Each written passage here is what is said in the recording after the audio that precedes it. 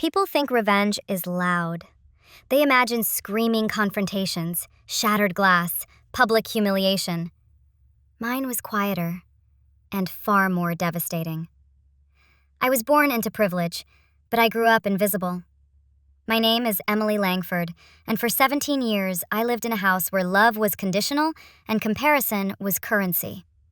My parents were respected, wealthy, admired, and yet, in their eyes, I was always lacking. Not smart enough, not driven enough. Not her. Natalie, the girl they adopted when I was 10. The girl who became everything they wanted me to be. She smiled easily. She thanked them constantly. She worked tirelessly, as if she were auditioning for their approval and winning every role. They called her humble. They called her grateful. They called her special. They called me disappointing. What they didn't know, what no one knew, was that my grandparents had left me an inheritance so large it rewrote the meaning of wealth. Not trust fund money, not family money, power money. They hated my parents. Quietly, politely, thoroughly. Before they died, they handed me access codes, legal documents, and a single warning. Never reveal your strength until the world forces you to. So I didn't. I wore plain clothes. I kept my grades respectable, not impressive. I let my parents believe I was drifting, directionless, soft. And every insult went into a ledger. The night everything changed, my father didn't raise his voice. He didn't have to. "Look at Natalie," he said over dinner, gesturing casually. "She knows what ambition looks like. You could learn something from her." Natalie froze. She hated these moments. I smiled. That was the moment I stopped trying to earn their love. That was the moment I decided they would learn mine. Revenge is best served through distance. I started with Natalie, not to hurt her, but to remove her from the equation. I created a scholarship under a Shell Foundation. Elite, international, impossible to refuse. Natalie earned it. When she was accepted into a boarding school overseas, my parents cried with pride. They hugged her like she was a miracle. I hugged her like I was setting her free. "You're going to outgrow all of this," I whispered. She didn't understand. Not yet. Once Natalie was gone, my parents turned their disappointment fully toward me. And that's when I began dismantling their world. I bought companies they depended on, silently. I funded competitors to their friends' businesses. I redirected investment streams, altered markets, reshaped influence, all without my name attached. My parents began to feel it before they understood it.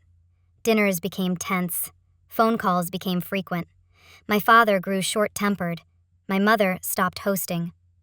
They spoke often about a mysterious investor disrupting their circle. "She's ruthless," my father said once. "Brilliant, strategic, dangerous." I stirred my tea. "She?" I asked. He nodded. "People like that don't come from nowhere." I almost laughed. The climax wasn't a confrontation. It was a public execution of truth. A global economic forum. Investors, media, political figures. My parents were invited as spectators. I was listed as a speaker. They didn't recognize my name. When I walked onto that stage, confidence wrapped around me like armor. My father's face drained of color. I spoke about power, about invisible influence, about how society underestimates quiet people, especially young women. Then I showed them numbers. Companies collapsing, markets shifting, philanthropy reshaping education systems. All connected, all controlled. By me. "I've been in this room longer than you realize," I said calmly. "You just never bothered to look." My father stood up. "Emily?" he whispered. I looked straight at him. "Yes, that Emily." Silence exploded. Backstage, my mother cried. My father was furious. "You manipulated us," he said. I nodded. "You raised me to." They accused me of cruelty. I reminded them of every comparison, every dismissal, Every moment they made me feel small to make themselves feel powerful. "I didn't destroy you," I said. "I revealed you." That was the truth. Natalie called me weeks later. "I always knew something was different about you," she said softly. I smiled. "I just didn't want to be different for them." She paused. "I'm proud of you." That mattered more than all of it. I didn't take my parents' forgiveness. I didn't need it. I left. I built an empire that didn't require applause. I funded futures that didn't resemble my past. I became someone no one could diminish. Revenge didn't make me whole. Freedom did. And the most thrilling part?